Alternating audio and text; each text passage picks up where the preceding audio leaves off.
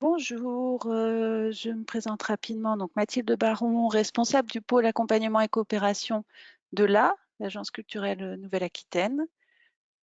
Bienvenue à toutes et tous au nom de toute l'équipe de l'agence. Vous êtes ici sur un webinaire, donc une conférence en ligne. Et comme dans une conférence, il y a un public, c'est vous, les participants, qui êtes en ligne. Il s'agit du deuxième webinaire pour l'agence. Le premier s'adressait aux équipes artistiques et plus largement aux structures employeuses. Ce webinaire est d'ailleurs encore en ligne sur notre chaîne YouTube. Nous vous invitons à le visionner car si vous êtes structure employeuse, il y a encore de nombreuses informations qui restent valables à ce jour. Donc le déroulé du webinaire d'aujourd'hui, nous allons avoir dans un premier temps les interventions de 3 personnes qui vont prendre la parole successivement et un temps pour vos questions. Les questions, on vous invite à les poser à la fin des interventions, notamment parce que il y a environ 160 questions que nous avons récoltées au moment de vos inscriptions, qui ont été transmises aux intervenantes. Donc au moment de l'exposé, il y a fort à parier que vous allez pouvoir récolter déjà les premières réponses. Avant de démarrer, je vous présente l'interface. Donc vous avez un panneau de configuration qui se situe à droite de votre écran. Vous pouvez vérifier votre option audio pour écouter le webinaire, audio ordinateur. Le son est coupé, c'est normal, parce que vous allez être près de 300. On favorise l'interaction via les questions posées par écrit. On y revient dans un instant. Vous avez la possibilité, en cliquant sur le petit carré de questions, de détacher pour agrandir la boîte à questions. Et après les interventions, donc vous pourrez écrire vos questions dans le chat, dans les questions. Ces questions, on les récolte en coulisses. Donc il y a une partie de l'équipe de l'agence, d'ailleurs basée entre Limoges et la Creuse, qui compile les questions et qui va les rebasculer à la fois à l'écrit et puis je les exprimerai à l'oral pour les intervenantes. Le webinaire va être enregistré, celui-ci aussi. Il sera sur notre chaîne YouTube dès demain matin. Et vous, chers participants, donc vous êtes 300 à vous êtes inscrits. Vous êtes majoritairement de la région Nouvelle-Aquitaine, particulièrement 45% originaires de la Gironde. D'ailleurs, mais pas que, mais majoritairement de Gironde. On a compté 120 artistes, 70 techniciens et techniciennes et une centaine d'autres participants entre structures d'accompagnement, institutions, etc. Nos intervenantes, donc Astrid Knocart, conseillère Pôle emploi spectacle, Caroline Elmosnino, qui est référente métier à Pôle emploi service et qui est avec nous par téléphone. Bonjour Caroline. Et Isabelle Herman, directrice adjointe de la Comédie Poitou-Charentes, Centre dramatique national. Alors nous sommes répartis entre Poitiers pour Isabelle Herman et moi, Bègles pour Astrid et Caroline nous répond depuis Nanterre. Alors pour vous donner une petite idée, la magie de dématérialiser. Le webinaire, donc, on vous le propose dans le cadre de la crise Covid-19, puisqu'on a bien vu qu'il y avait des annulations, des reports de spectacles, des incertitudes par rapport au maintien de certains événements. On s'est dit que ça pouvait être pas mal de faire un point sur un point d'actualité, de cadrage sur le régime de l'intermittence. Nos intervenants de Pôle emploi vont donner donc ce cadre. Isabelle Herman va partager avec nous ce qu'on a appelé la tentative de bonne pratique de la structure qu'elle représente, qui est une structure de production et de diffusion. Voilà, on vous rappelle que l'actualité est très mouvante. On vous invite à rester informés. On va vous donner des ressources pour rester informés de manière fiable. Et donc, on part là maintenant pour 30 à 40 minutes de prise de parole de nos intervenantes et ensuite, on répondra à vos questions. Ah oui, si une dernière petite chose, sur le site internet de l'agence, il y a aussi des pages ressources juridiques, sociales, et on va remettre toute la ressource qui va vous être proposée aujourd'hui sur cet espace-là. Eh bien, après cette introduction, je vais passer la parole à Pôle emploi. Il me semble que c'est Astrid qui prend la parole en premier. Voilà. Tout à fait. Merci Mathilde. Bien, bonjour à toutes et à tous. Nous, on va vous parler, moi personnellement, je vais vous parler des intermittents du spectacle et et l'activité partielle. Ma collègue Caroline, après, détaillera toutes les mesures qui sont applicables à propos de l'annexe 8 et 10. Les informations que nous allons vous délivrer, vous expliquer, un peu argumenter avec vous, vous les trouvez sur le site de Pôle emploi spectacle. Vous allez sur pôle emploi.fr et vous avez l'accès à Pôle emploi spectacle. Donc, ces informations-là sont mises à jour chaque fois qu'il y a un événement de la part du gouvernement. La mise à jour, vous aurez la mise à jour lors de l'application des décrets. Donc, c'est un site que je vous invite à consulter régulièrement. Voilà. Avant de solliciter vos conseillers indemnisation pour les intermittents ou conseillers référents pour les autres personnes du monde de la culture et du spectacle. Donc, nous allons voir ensemble l'intermittent du spectacle, l'activité partielle. Donc, effectivement, dans cette mesure, c'est que les personnes travaillant dans le cadre de l'annexe 8 et 10 ont accès, si vous voulez, au chômage partiel, à l'activité partielle. Donc, quels sont les impacts de l'activité partielle dans mon contrat de travail? Eh bien, le salarié placé en activité partielle voit son nombre d'heures de travail réduit partiellement ou en totalité pour une période déterminée. Alors dans le cadre là, ça sera partiellement et la période indemnisée au titre d'activité partielle par l'employeur est considérée comme chômée. Cela signifie que le contrat de travail est suspendu mais non pas rompu. Donc, comment dois-je m'actualiser si j'ai bénéficié de l'activité partielle sur un contrat spectacle dans le mois? Vous déclarez ces 7 heures par jour et vous devez déclarer le montant de l'activité partielle. Ce montant, si vous ne pouvez pas, si vous ne l'avez pas parce que tous les employeurs ne peuvent pas être à jour et que les temps de réponse de la part de la directe sont assez quand même longs, vous pouvez partir sur la base minimale et nous faire parvenir ensuite en téléchargeant votre bulletin de salaire dans votre espace. Le mois d'après, nous régulariserons. C'est-à-dire que par exemple, si vous n'aviez pas les montants du mois de mars, on régularisera en avril et si vous ne les aviez pas en avril, on régularisera sur le mois de mai. Vous pouvez télécharger à tout moment le bulletin de salaire dès que vous avez l'information. Donc, vous le retrouverez, cette information, c'est comment dois-je m'actualiser si j'ai bénéficié dans le mois de l'activité partielle sur un contrat relevant du régime général. L'actualisation se fait sur le site Pôle emploi, naturellement, lors de votre actualisation, et vous déclarez 7 heures par jour et les heures ou les heures indemnisées. Voilà. J'ai déjà effectué mon actualisation de mars et je ne savais pas qu'il fallait déclarer l'activité partielle. Comment je régularise? La période d'actualisation, donc c'est ce que je vous ai dit, peut être déclarée le mois suivant. Mes collègues sur Pôle emploi Service régulariseront. Ce qu'il faut savoir quand même, c'est qu'on prendra en compte non pas les montants, même si on vous demande de les déclarer, mais on prendra en compte les heures. Si vous avez 3 jours au chômage partiel, on prendra 21 heures. Les montants n'auront aucun impact sur le calcul de votre allocation lors de votre demande de renouvellement. Ça, je vous le précise. Alors, à peu près, si vous voulez, pour une synthèse, c'est que le minima, c'est 8,04 de l'heure, mais si vous avez vos bulletins de salaire, normalement, l'employeur, lui, il vous rémunère à hauteur de 70% de votre brut, ce qui fait 84% de net. Les heures sont déclarées donc au titre d'activité partielle. Nous les prendrons en compte.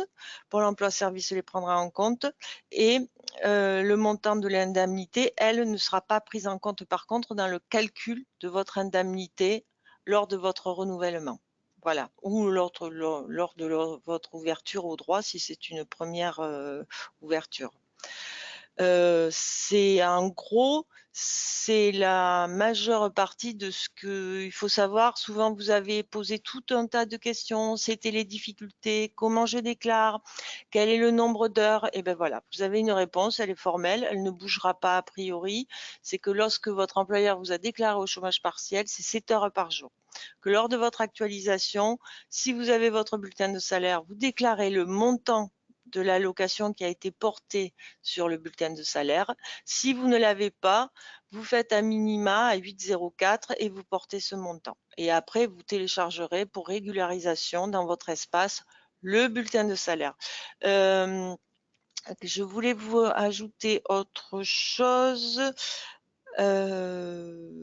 Voilà, non, je vais voir en fonction des questions que vous avez les posées, ce que je vais pouvoir compléter. Mais c'est relativement simple par rapport au chômage partiel. Le tout, c'est que votre employeur, lui, ait fait la démarche. Voilà. Je vais céder la parole à ma collègue Caroline de Pôle emploi service et nous reviendrons sur les activités partielles, le cas échéant, lors des questions. À Caroline. Oui, merci Astrid. Bonjour à tous. Alors, je voulais juste apporter une précision par rapport au chômage partiel et aux 7 heures qui doivent être déclarées. Les 7 heures, c'est pour les contrats en enseignement salarié. Pour tout ce qui sera contrat du régime général non comptabilisé pour la recherche des 507 heures, doivent être déclarés à hauteur des heures indemnisées. Voilà, c'était juste la petite précision pour le chômage partiel. Et donc, je vais passer aux mesures exceptionnelles des intermittents du spectacle. Donc, dans ces mesures, il y a deux points à ne pas confondre, hein, parce que dans les questions, il y a eu apparemment des confusions. Le premier point porte sur la prolongation de la durée des droits, c'est-à-dire la durée d'indemnisation qui ira jusqu'à la fin du confinement. Et le deuxième point, ça sera pour la recherche des 507 heures, avec un allongement dans la période de recherche. Donc, en tant qu'intermittent du spectacle, puis bénéficier de l'allongement exceptionnel des droits à l'assurance chômage. Donc oui, à partir des fins de droit du 1er mars et jusqu'à la fin de la période de confinement, toutes les personnes qui arrivent en fin d'indemnisation pendant ces périodes verront leurs droits allongés jusqu'à la fin du confinement. À ce jour, donc, la date de fin de confinement devrait être fixée courant mai, mais l'arrêté n'est pas encore paru, donc nous n'avons pas encore la date précise.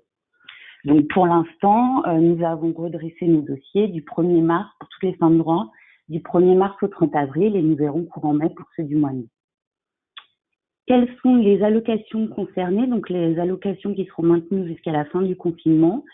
Donc, il s'agit de l'aide au retour à l'emploi, de l'ARE, de la clause de rattrapage, de l'allocation de solidarité spécifique, de l'APS, l'allocation de professionnalisation des solidarités, et enfin l'AFD, l'allocation de fin de droit. Toutes ces allocations donc seront maintenues le temps du confinement. Que dois-je faire pour bénéficier de l'allongement des droits? Donc pour les demandeurs d'emploi, il n'y a aucune procédure. C'est nous qui avons automatiquement allongé la durée de vos droits. Exceptionnellement, donc vous pouvez demander à Pôle emploi de modifier votre actualisation. Alors oui, pardon. Donc, pour l'allongement des droits, il n'y a aucune démarche à effectuer. La seule chose que vous devez effectuer, donc, c'est de faire votre actualisation pour maintenir votre inscription. Et comme vous avez dit Astrid, donc, exceptionnellement, nous accepterons les modifications au-delà du 15.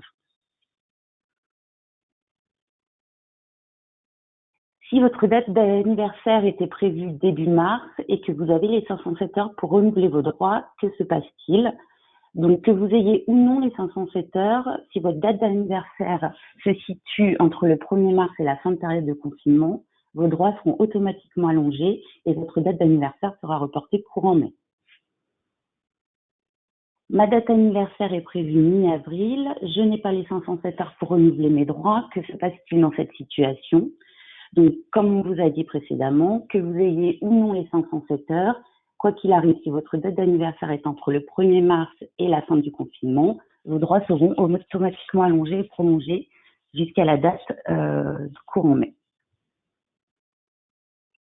Par contre, si votre date d'anniversaire était avant le 1er mars, donc par exemple si elle était en fin février 2020, que vous n'aviez pas les conditions pour renouveler vos droits ni les 338 heures pour une clause de rattrapage, puisque vous n'êtes plus en cours d'indemnisation, est-ce que vous pouvez continuer de bénéficier de vos droits et bénéficier de cet allongement exceptionnel? Donc non, puisque cela ne concerne que les dates anniversaires à compter du 1er mars. Donc toutes les fins de droit antérieures ne peuvent pas être prolongées puisqu'il y a eu une interruption.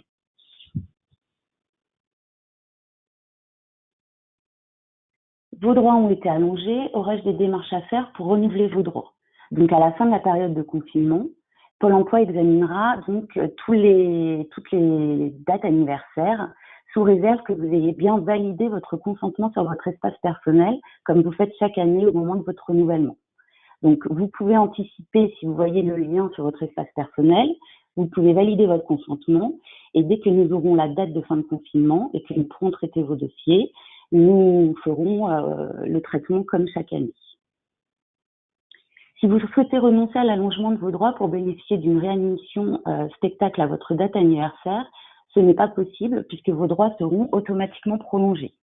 Par contre, vous avez la possibilité de faire une demande anticipée de renouvellement de vos droits en déposant une demande d'allocation sur votre espace personnel, en sachant que ça mettra en cause l'application d'une nouvelle franchise. Et que si vous aviez perçu des allocations dans le cadre de l'allongement de vos droits, ceux-ci seront remis en cause au profit de votre nouvelle allocation. Mes droits ont été allongés. Est-ce que je vais avoir des franchises, congés payés et salaires pendant la période d'allongement?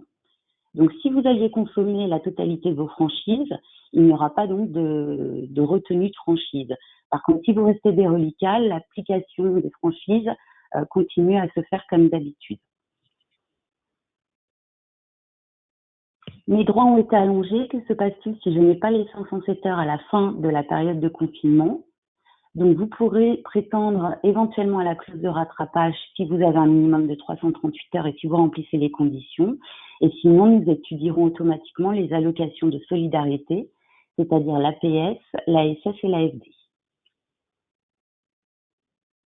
En quoi consiste l'allongement de la période de recherche de 507 heures pour les intermittents du spectacle? Donc là, toutes les questions portaient sur le premier point, sur le point qui était d'allonger votre indemnisation jusqu'à la fin du confinement.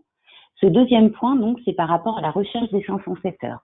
Donc à la fin du confinement, nous allons avoir tous les dossiers à étudier. Et pour la recherche des 507 heures, en temps normal, nous recherchons sur une période de 12 mois. Après le confinement, donc, il y aura un allongement de cette période de 12 mois. Et cet allongement, il sera de la durée du confinement, donc c'est-à-dire aujourd'hui, entre le 1er mars et la fin du confinement qui normalement est prévu courant mai. Donc cet allongement se fera à votre date anniversaire, donc au moment du réexamen. Il se fera pour toutes les allocations, que ce soit l'ARE, la clause de rattrapage ou les aides de solidarité.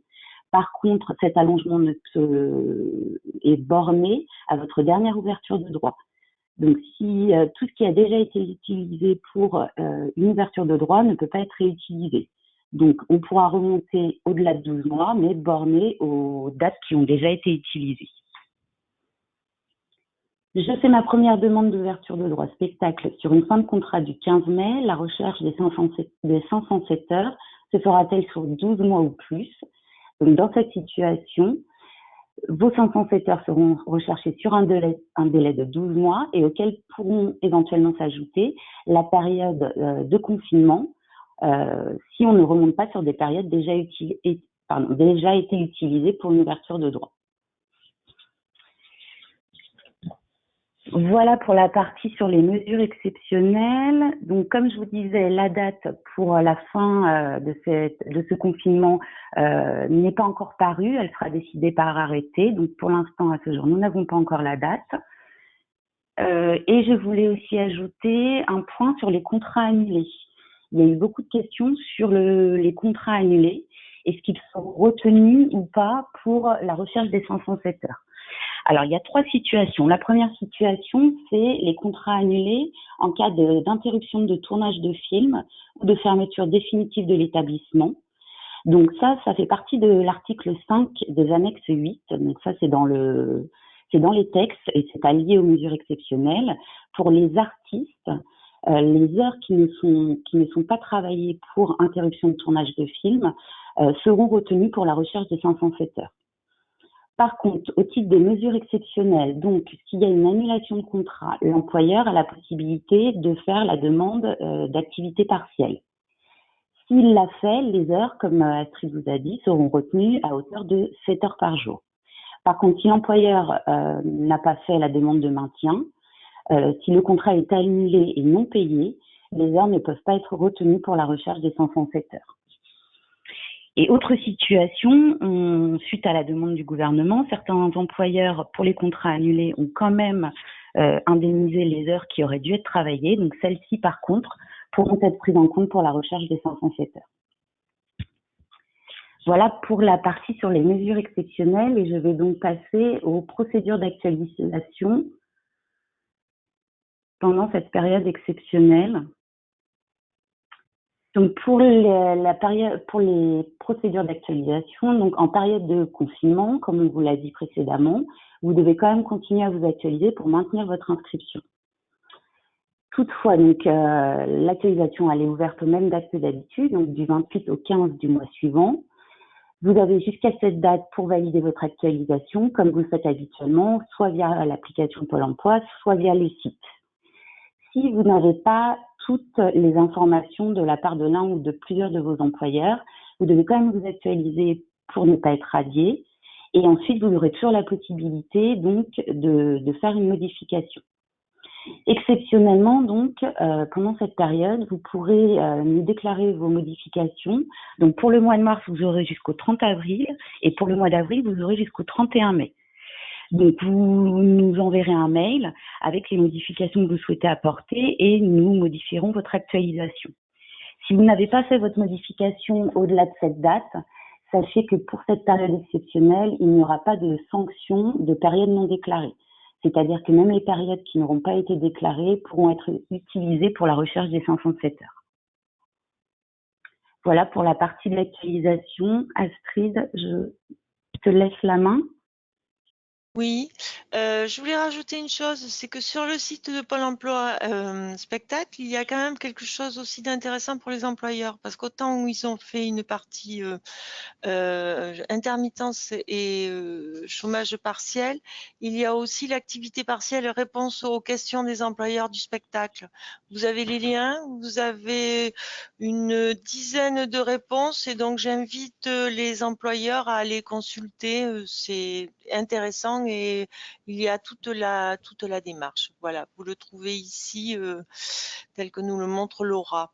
J'espère qu'on a un peu éclairci le paysage parce que chaque individu, est un cas particulier. Je voudrais insister là-dessus.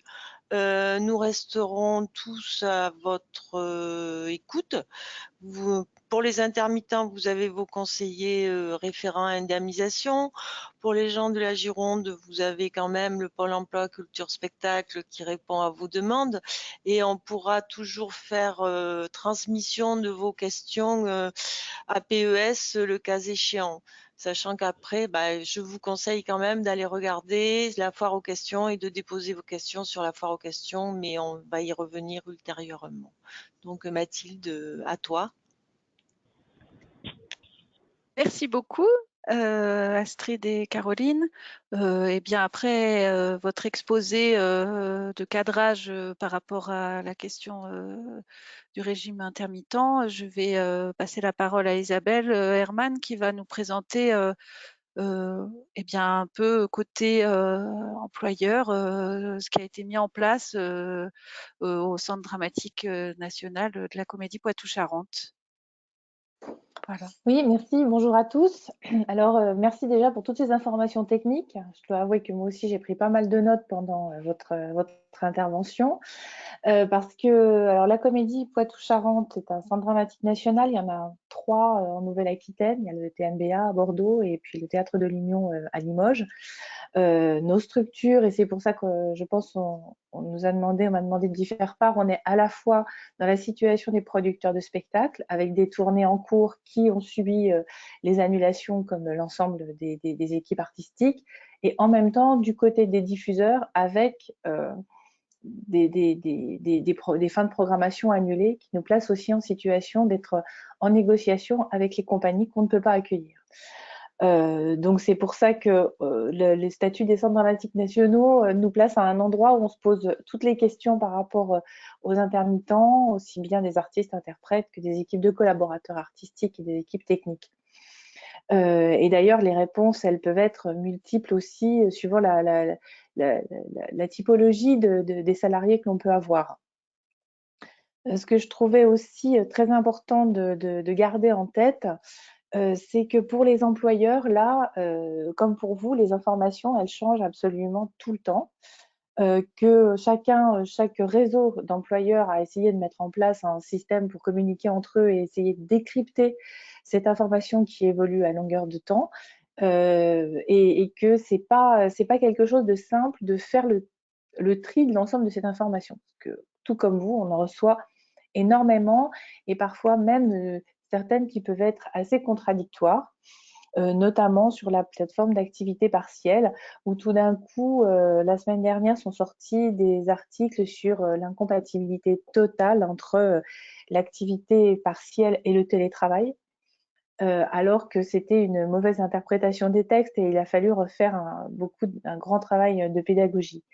Là, nous, en tant qu'employeurs, on a fait les déclarations et on a d'abord réagi par rapport à ce qui nous est arrivé tout d'un coup le 17 mars.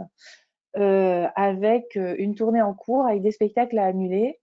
Et là, il y a eu un moment, comme pour chacun, un peu de confusion. Et moi, par exemple, pour la deuxième partie de mars, j'ai pas souhaité faire rentrer les intermittents dans le cadre de l'activité partielle, puisque je ne trouvais pas que les informations étaient suffisamment traitées, analysées pour être sûr que ensuite ça puisse être éligible pour des heures ouvrant droit au statut de l'intermittence.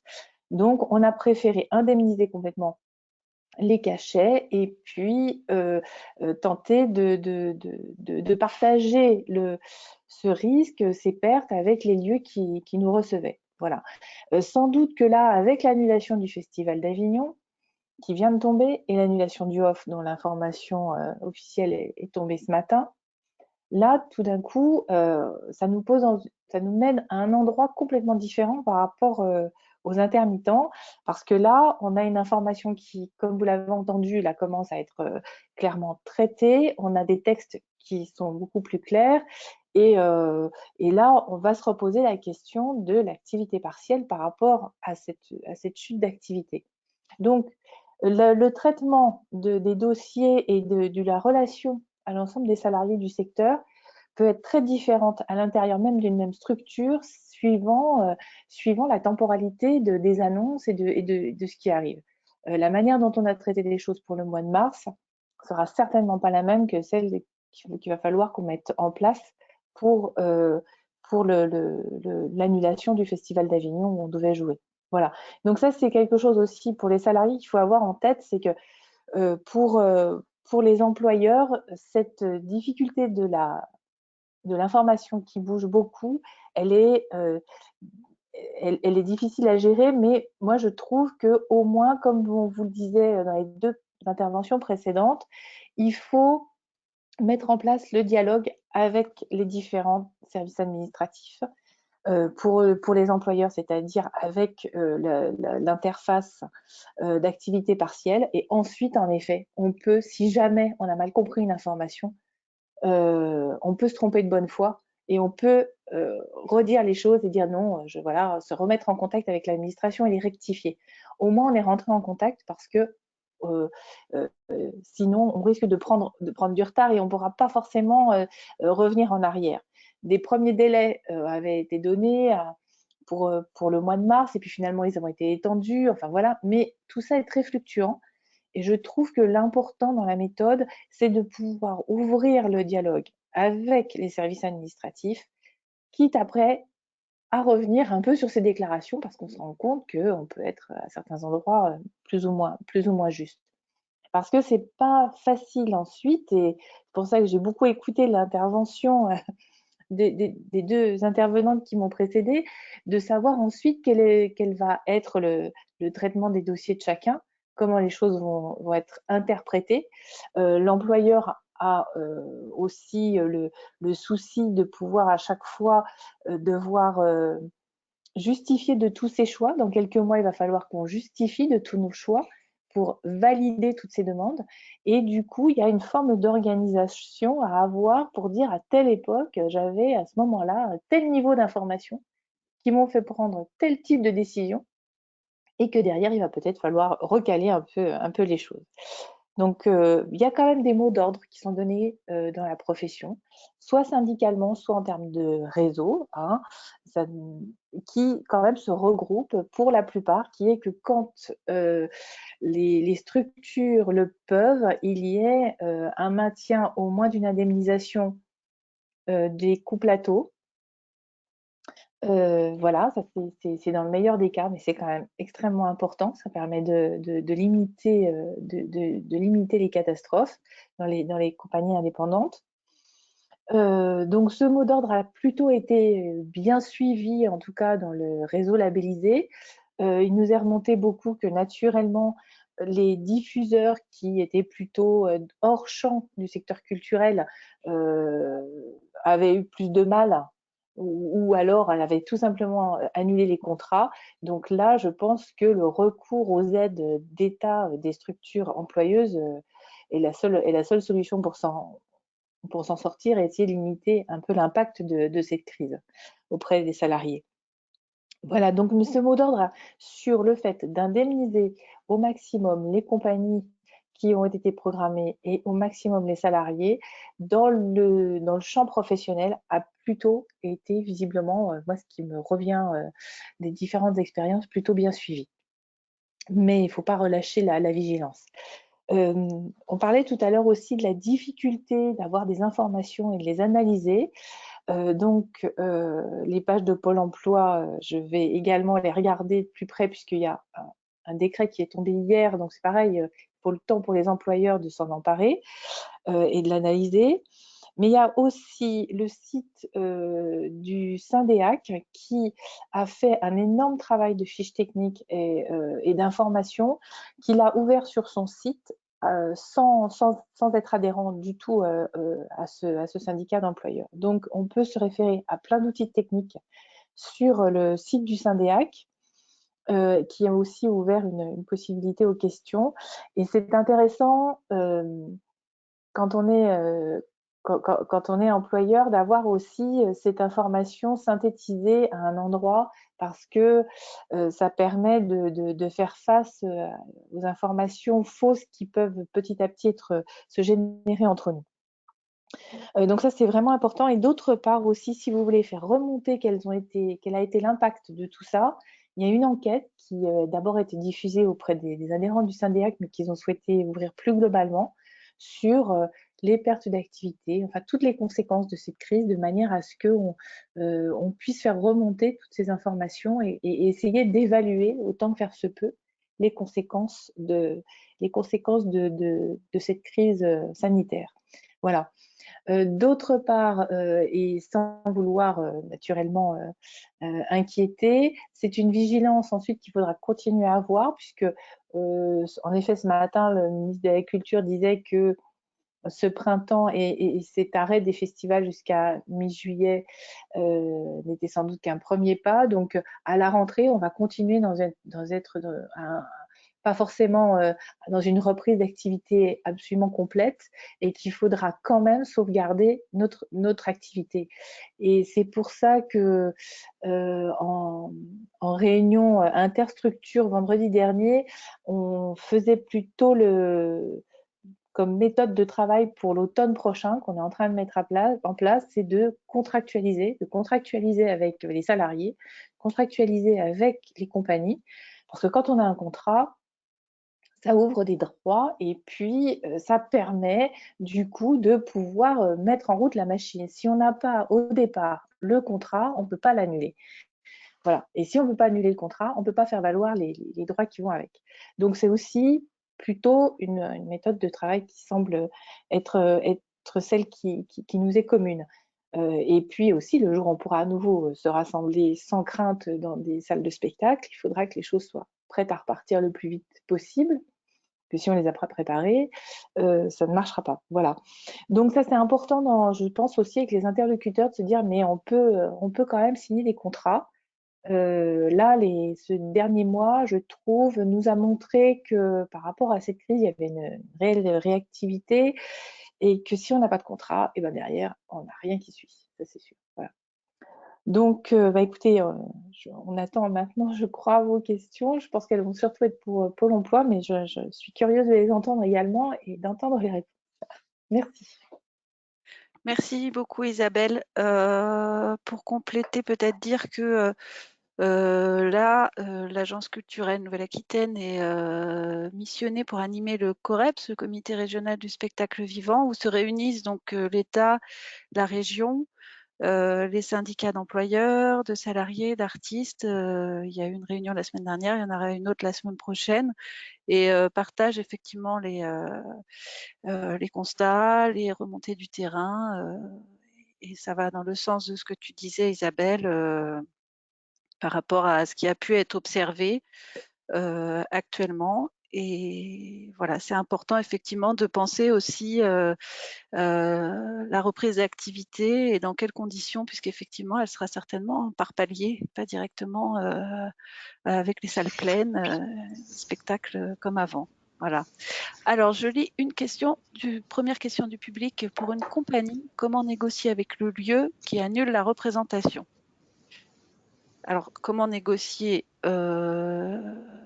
peut-être faire un état de ce qui se passe quand la représentation s'annule pour voir. Oui. Alors, j'ai l'impression qu'Isabelle, ça peut être intéressant pour le coup que tu répondes. Eh bien, première chose, il faut se replonger sur le budget et puis faire l'état des lieux, à la fois pour la compagnie indépendante et pour le lieu qui devait recevoir, quels ont été déjà les frais déjà engagés.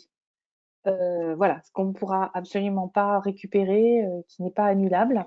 Donc faire ce premier état des lieux, des frais engagés, et puis faire un deuxième état des lieux qui est celui en effet de l'emploi et de comment on va pouvoir faire en sorte que l'impact soit le plus petit possible.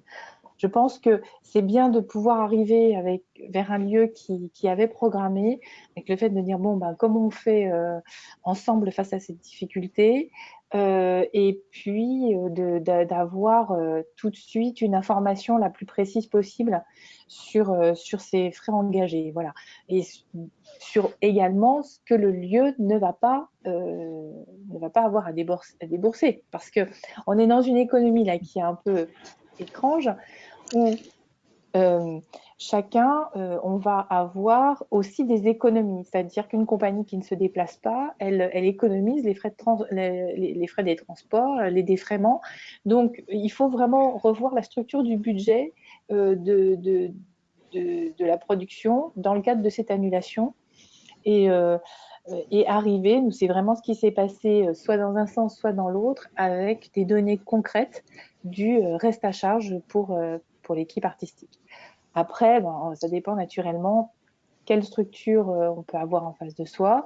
Dans le réseau labellisé, je pense qu'il faut vraiment défendre le fait d'avoir de coûts-plateaux, d'avoir ces frais déjà engagés qui peuvent être assumés par la structure qui devait recevoir le spectacle. C'est, je pense, une demande qui peut parfaitement être entendue, vu que c'est vraiment les mots d'ordre qui ont été donnés dans la profession. Alors, si on peut rajouter, il faut aussi, alors pour nous, moi je parle pour le département de la Gironde, se rapprocher de l'équipe culturelle de la Gironde, c'est-à-dire l'IDAC. Il y a des informations sur le site. Je pense que la Gironde met en œuvre et éventuellement les autres départements, que la région aussi met en œuvre des aides en direction des compagnies et des associations culturelles. Donc effectivement, il y a l'intermittence, mais pour les compagnies, pour les structures et les associations et les petites structures, parce que c'est elles qui sont parfois durement impactées, je les invite quand même, c'est ce que je dis, c'est à consulter le site des départements, le site de la région et celui de la DRAC. Je crois que c'est important et que on reçoit trop d'informations, mais peut-être aussi aller voir du côté des institutions ce qu'il en est et qui vous renvoie aussi sur d'autres possibilités. Voilà. Je crois que ça, il ne faut Merci. pas l'oublier. Oui, tout à fait. Et on recense tous ces sites internet sur notre espace Covid-19, le site de l'agence. Concernant, donc il y a pas mal de questions concernant les dates anniversaires. Alors je les pose toutes et mesdames de Pôle emploi, je vous laisserai dérouler les réponses, pardon. Alors que se passe-t-il pour un intermittent en fin de droit le 16 mai? Si l'arrêté précise que la date de fin du confinement est le 11 mai. Est-ce qu'il y aura un maintien des indemnités sur la durée du confinement? Et l'autre question, c'est bonjour, vous confirmez donc qu'une personne ayant une date anniversaire après la fin du confinement, imaginons une fin de confinement le 11 mai, une date anniversaire fin août ou début octobre, cette personne ne bénéficiera pas d'allongement de période des 507 heures? Donc, question. Alors, comme je disais, il y a 2 points. Il y a un premier point qui concerne l'allongement de l'indemnisation. Donc ça va concerner uniquement les personnes qui ont une date anniversaire entre le 1er mars et alors à ce jour, on n'a pas la date précise sur mai, mais imaginons si la date c'est le 11 mai, quelqu'un qui serait en date anniversaire au mois de juin n'aura pas ses allocations qui seront différées. Sa date anniversaire ne changera pas. Il n'y a que les dates anniversaires entre le 1er mars et la date qui sera déterminée par l'arrêté. Pour la première question, donc c'était ça. Et pour la deuxième question, donc c'était pour une personne qui est en fin de droit au mois d'octobre. Donc cette personne aura la possibilité d'allonger. Alors donc là, on est sur la recherche des 507 heures, donc de la recherche sur 12 mois. On pourra allonger de la durée du confinement, mais on ne pourra pas aller au-delà de octobre de l'année d'avant, puisque toutes ces heures auront été utilisées pour une ouverture de droit. J'espère avoir répondu à la question. En fait, nos demandeurs demandent si le calcul, au lieu de se faire sur 12 mois, se fait sur 14 mois. Sachant que on part avec, en incluant les 2 mois, parce qu'on part du principe comme ça, des 2 mois de confinement. Alors, c'est en gros, c'est ce qui pose la question et oui,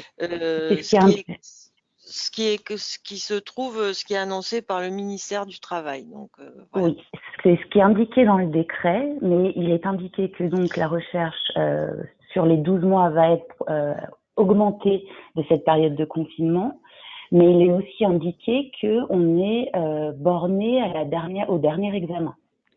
Donc concrètement, quelqu'un qui est en fin de droit en novembre 2020, on a utilisé toutes ses heures jusqu'en novembre 2019. Donc on ne pourra pas remonter au-delà de novembre 2019. Donc dans ce cas-là, on ne pourra rechercher que sur 12 mois. Effectivement, voilà. Cette personne ne pourra pas bénéficier d'un allongement. Par contre, une personne qui a une première ouverture de droit, qui fait une demande d'ouverture en juin, on pourra remonter au-delà de juin de l'année d'avant, puisque les heures n'auront pas été utilisées. Mais concrètement, dans les textes, on peut allonger, mais on est borné au dernier examen. On ne peut pas réutiliser plusieurs fois des périodes qui ont déjà servi à une ouverture de droit. Non, ça jamais. D'accord. Voilà, c'est ce qui est indiqué dans l'arrêté. Ok. Une autre question. Pour le chômage partiel, c'est 7 heures pour les artistes et il y avait besoin d'une précision. Est-ce que c'est pareil pour les intermittents? Les techniciens, excusez-moi. Oui, il y avait débat et maintenant c'est tout le monde à 7 heures. On s'est calé, c'est ce que expliquait la DRAC sur la considération d'une journée de travail, même pour l'annexe 8 et 10, qui avait posé, c'était l'URSSAF qui avait posé les jalons et ça a été confirmé par le décret qui est sorti avant-hier et c'est 7 heures. D'accord. Voilà, pour tout le monde. Annexe 8 et 10. D'accord. J'ai une question concernant l'allongement de la période de recherche. Quid des artistes qui travaillent principalement dans des lieux qui vont rester fermés longtemps après la fin officielle du confinement, café-concert, etc. Alors, à ce jour, comme je vous disais, les éléments d'information que l'on a aujourd'hui par rapport au décret, c'est ce que je vous ai énoncé précédemment, en sachant que le gouvernement indique qu'il y aura des mesures pour certains secteurs comme le tourisme, la culture, mais aujourd'hui, on n'a pas plus d'éléments d'information. D'accord.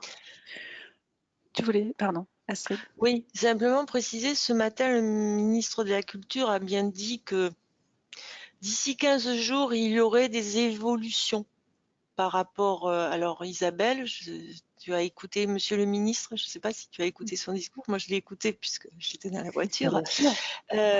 Et donc, On a tous écouté.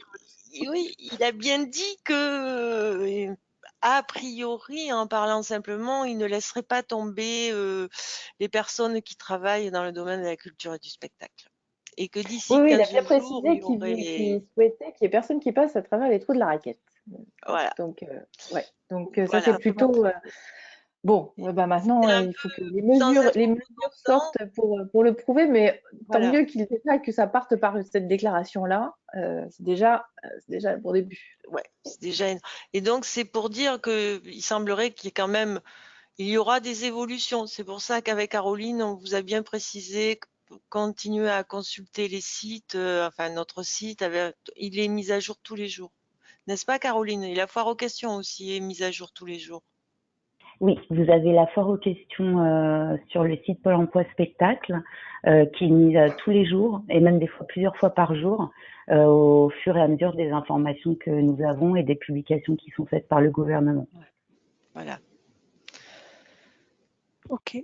Alors, je prends une nouvelle question.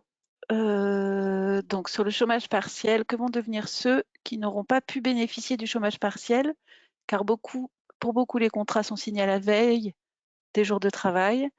Comment faire si mon employeur ne met pas en place le chômage partiel alors que j'avais des engagements? Ouais.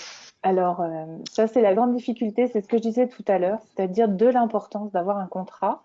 Donc, dans le mot d'ordre également qui a été donné au secteur professionnel, il a été de dire d'honorer les gens qui avaient déjà signé un contrat, mais aussi ceux qui n'avaient pas encore signé de contrat pour des activités ou des spectacles qui allaient venir et voilà, pour lesquels les contrats n'étaient pas signés. Donc voilà, donc ça, dans un premier temps, il faut négocier avec son employeur pour quand même signer le premier contrat. Moi, hier, c'était presque officiel que le off était annulé. On a quand même signé le contrat, ce que ça allait se faire si le off. Bon, voilà. C'est vrai qu'en centre dramatique, c'est quand même plus facile à faire hein, que pour des compagnies.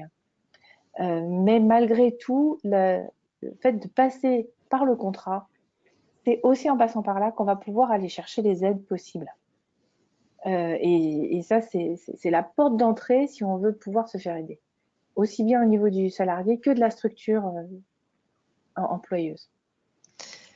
Mais malheureusement, pour répondre à la question qui était là, on ne peut pas obliger des toutes petites structures s'ils ne veulent pas déclarer les personnes au chômage partiel, s'ils craignent, alors que c'est relativement simple.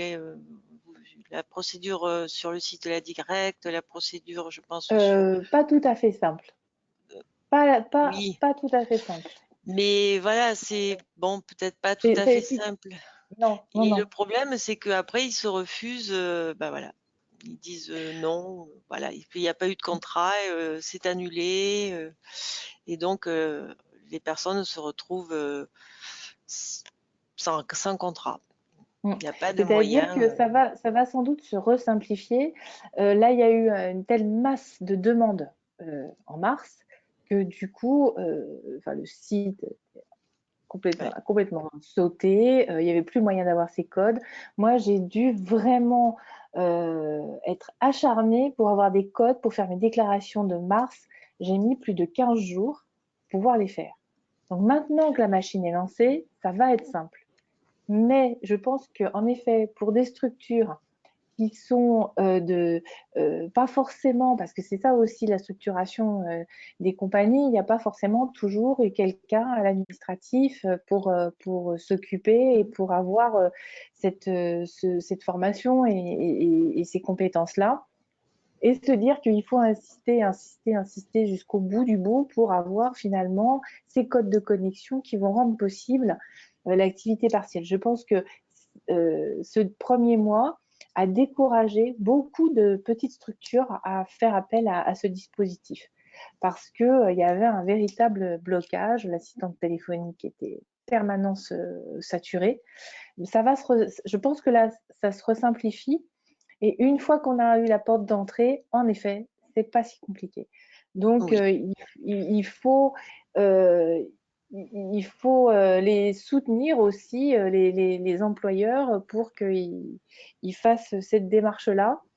Mais il faut déjà avoir une petite structuration pour la faire. Et souvent, il y a plein de compagnies qui ont une structuration qui n'est pas toujours satisfaisante. Je tiens juste à dire sur cet aspect-là pour compléter. Vraiment, je renvoie au webinaire de la semaine dernière puisque Lucie Bourgeon et Laurent Rivaux, qui travaillent au cabinet Bakerti Strego à Poitiers, commissaire aux comptes et gestionnaire de paie, ont bien expliqué toute la démarche. Donc, c'est dans le webinaire de la semaine dernière. Et par ailleurs, il y avait aussi Olivier Ramoul, qui est avocat à la Cour de Bordeaux, spécialiste notamment en droit des affaires culturelles, qui a parlé de cette question de s'il n'y a pas de contrat, on peut en France prouver l'engagement, le consentement à travers des échanges de mails et des plaquettes. Bon, après, voilà, tout ça se fait dans la discussion, mais il y a des possibilités quand il n'y a pas le contrat, même si évidemment la bonne pratique, c'est le contrat, on est bien d'accord. Je poursuis par rapport aux questions. Donc, bonjour, président d'une petite association, quelles sont les démarches pour déclarer nos employés en chômage partiel? Que devons-nous payer? Ayant très peu de trésorerie, payer les salaires sans faire notre événement équivaut à tuer l'association. Je suis désolée, je suppose que je peux trouver ces questions en ligne, mais ce n'est pas mon métier et j'avoue, je m'y perds un peu. Oui. Alors là, il y a plusieurs choses. C'est que je pense, alors nous pour mars, on n'a pas encore touché l'aide, mais enfin bon, on est quand même que le 7 avril, donc ça aurait été très rapide. On a un autre, nous, partenaire important dans cette étape-là, qui est la banque, en l'occurrence le crédit coopératif, mais là j'ai l'impression qu'il y a plein d'autres banques aussi qui ont pris la mesure, enfin je l'espère, de manière à ce qu'on puisse avoir des facilités sans mettre en danger la structure entièrement. Donc je pense que c'est vraiment important d'une part la structure d'activité partielle va vous dire au bout de chaque ligne pour chacun des salariés quelle est l'aide que vous avez touchée. Donc c'est extrêmement précis. Donc ensuite, on sait exactement à quelle hauteur on va pouvoir être aidé, ce qui va permettre de nourrir la réflexion et d'analyser exactement l'étendue du problème. Et je pense qu'ensuite, il faut vraiment rentrer en dialogue avec sa banque, qui va sans doute aussi avoir un regard un peu exceptionnel, d'autant plus si cette première démarche a été faite, cette demande a été faite, il y a quand même une quasi-certitude de les toucher, quoi. Alors attention, parce qu'après, il va y avoir une deuxième étape, qui va être le fait de fournir les preuves de ces déclarations. Donc, être capable de fournir les bulletins de salaire qui va faire figurer l'activité partielle, et puis aussi de se tenir un peu un petit journal des événements. J'y crois vraiment, parce qu'il va y avoir non seulement à rendre des comptes sur ces demandes qu'on a faites et qu'on a pu faire aussi un peu dans l'urgence, et puis il va y avoir une deuxième étape de contrôle. Alors peut-être pas pour les plus petites structures, parce que c'est vrai qu'ils sont moins souvent contrôlés, mais le contrôle URSSAF, une fois tous les 3 ans, il va replonger dans tout ce passé, dans toute cette crise. Et là, il faut pouvoir dire, voilà, certains moments, est-ce qu'on a peut-être commis une erreur, mais le regard sur l'erreur de bonne foi, si on peut dire à ce moment-là, on avait tel niveau d'information et il fallait faire face, peut être entendu et l'erreur peut être juste notifiée sans donner lieu à une amende. On l'a eu ça une fois parce que voilà, on avait fait une erreur de bonne foi. Donc, je pense qu'il faut absolument arriver dans un premier temps, à passer ce cap de ce portail. Et après, ça permet de voir comment on peut maintenir les rémunérations de chacun. Parce que quand on fait appel à une aide d'activité partielle, on n'est pas forcément tenu de maintenir le salaire à 100%. C'est aussi suivant les possibilités de chacun des employeurs. Voilà. Oui, et on peut revenir à la conversation que nous avons eue. Est-ce qu'il regarde en fonction de là où se situe, qu'est-ce qui a été mis en œuvre sur son département ou par la région éventuellement, et le renvoyer sur le site de l'agence EA. Je crois qu'il est important quand même à ce niveau-là d'aller chercher ces informations, quitte après à téléphoner, à prendre contact. Si c'est quelqu'un de la Gironde, il peut contacter le Pôle emploi Culture Spectacle, il n'y a pas de souci. Tous les jours, j'ai un de mes collègues qui peut éventuellement l'aiguiller sur tel site ou telle information. Voilà. Ok. Et donc, quand on n'est pas de la Gironde, Astrid? Eh bien, on se réfère sur les sites de l'agence EA, et parce que là, c'est la problématique culturelle, plutôt voir la DRAC, et c'est plutôt au niveau régional et de son département. D'accord. Donc, pour la suite, ma question, donc nouvelle question. Ma question fait écho à l'intervention de Caroline. Pourquoi parlons-nous de date de fin de confinement alors que même après cette date, nous ne pourrons pas travailler au moins jusqu'à mi-juillet?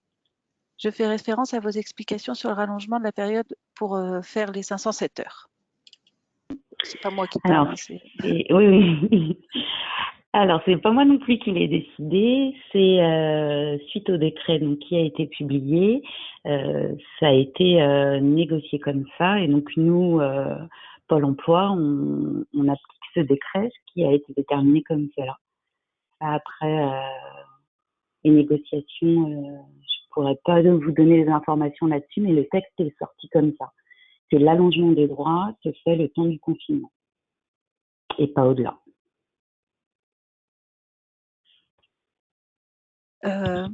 Alors, question suivante. Est-ce que le confinement général ou le confinement des lieux de festivals et spectacles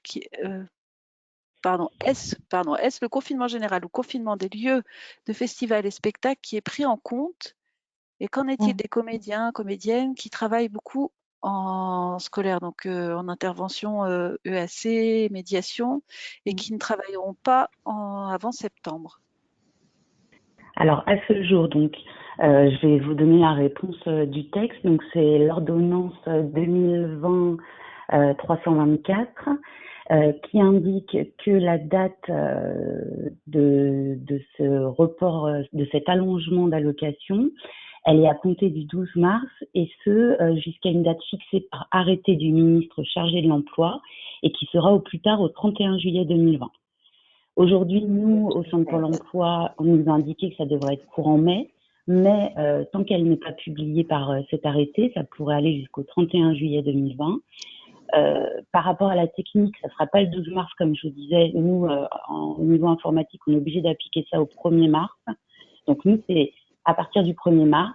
À ce jour, par rapport au centre Pôle emploi, il est dit que ça sera courant mai, la fin de cet allongement. Mais tant que l'arrêté n'est pas sorti, voilà, c'est entre le 12 mars et au plus tard le 31 juillet. Et on attend du coup l'arrêté. D'accord. On a de très nombreuses questions. Donc, je continue. On essaie de faire notre mieux pour prendre en compte tout ce qui nous arrive. Donc, la question suivante. Pouvez-vous confirmer qu'un intermittent ayant une date anniversaire au-delà de la période du confinement, en août par exemple, ne bénéficiera d'aucun allongement de sa période d'indemnisation. Ce même intermittent aura par contre une période d'examen de ses droits, elle, allongée du temps du confinement, par exemple 3 mois. Et donc, mon Dieu, on remontera, excusez-moi, et donc on remontera jusqu'à mai 2019, mais comme sa date anniversaire était en août, cela ne servira à rien puisque les contrats de mai à août 2019 auront déjà été pris en compte, oui. C'est l'exemple que je donnais tout à l'heure. Effectivement, alors une DLI au 31 août, donc enfin une date limite d'indemnisation, une date anniversaire au 31 août, il n'y aura pas d'allongement de droit puisque normalement c'est au plus tard au 31 juillet, comme je vous disais. Et on peut potentiellement allonger sa recherche de 12 mois, mais effectivement, dans ce cas-là, concrètement, on ne pourra pas le faire puisqu'on aura déjà tout utilisé sur la période au-delà de 12 mois. Ok. Alors, je poursuis les questions. On en a reçu à présent près de 200. Donc, les lieux qui devaient recevoir ma compagnie ont fermé leurs salles et annulé. C'était des contrats de co-réalisation avec partage de recettes. On nous a proposé aucune solution. Ma compagnie a peu de trésorerie et n'a pas les moyens de payer les comédiens dont les contrats n'avaient pas été encore signés. Comment faire pour essayer de leur maintenir des cachets pour leurs heures? Oui. S'il n'y a vraiment pas moyen de rentrer en communication sur le fait d'assumer à deux les annulations, là c'est très très compliqué parce qu'on n'a plus que... alors, il faut quand même aussi voir les clauses d'annulation des contrats. C'est-à-dire que déjà, malheureusement, c'est à chaque fois dans les difficultés qu'on va retourner voir les clauses d'annulation. Et je pense que pour la suite, ces clauses d'annulation vont à nouveau se transformer.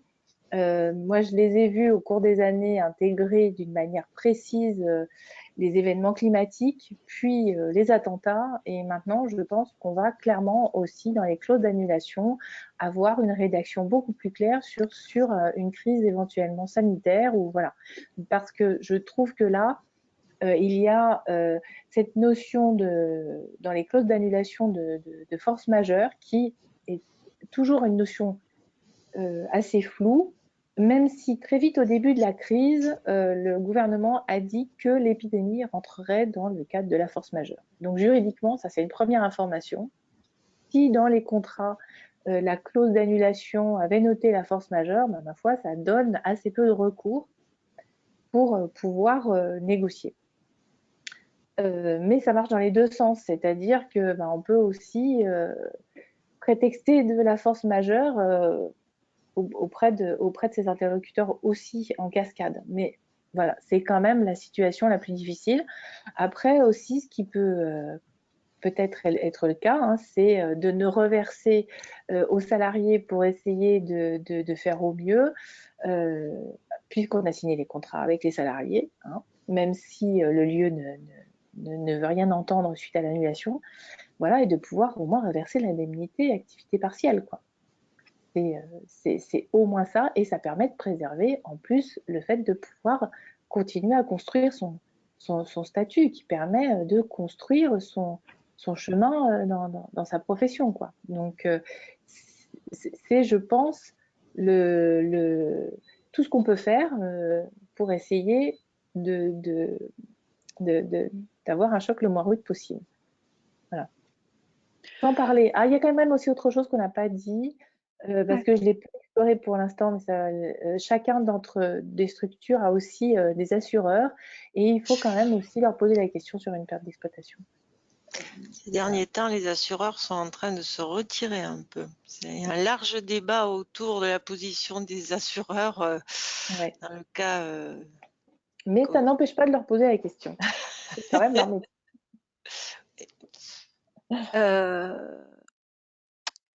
Par rapport, j'en reviens encore au webinaire de la semaine dernière. Donc, Olivier Ramoul suggérait par rapport à cette histoire des clauses d'annulation, de effectivement rajouter 2 points. Un point qui évoquerait que les deux parties travaillent ensemble à la question d'un report, de la représentation et que si ce report n'est pas possible, un accord à l'amiable devra être regardé par les parties afin d'assurer la rémunération des artistes et techniciens. Voilà, c'est une suggestion de Maître Ramoul qu'il a fait lors du webinaire précédent. Voilà. Mais très vite, là, le constat de la profession par rapport au report, c'est que c'est la vraie fausse bonne idée. Ouais, oui, à cause de l'engorgement. Voilà. Ouais. Parce que du coup, ça fragilise aussi les projets qui étaient en place pour la saison prochaine. Et qu'au lieu de fragiliser qu'un ensemble d'activités qui allaient se produire aujourd'hui, du coup, on en fragilise un deuxième. Donc, certaines fois, les reports peuvent être possibles, mais pas que. Parce que reporter un spectacle, ça veut dire aussi quid du temps de travail des salariés dans la structure, puisque l'activité qui était prévue pour la saison prochaine était en fonction des capacités de travail de la structure. Donc, reporter, c'est aussi reporter des heures de travail, c'est reporter plein de choses, c'est pas que reporter un budget. Et que de manière à donner un temps le plus court possible à cette crise, il vaut mieux essayer d'indemniser aujourd'hui pour pouvoir maintenir le maximum de ce qui avait été prévu, parce que le report est à double tranchant. Voilà.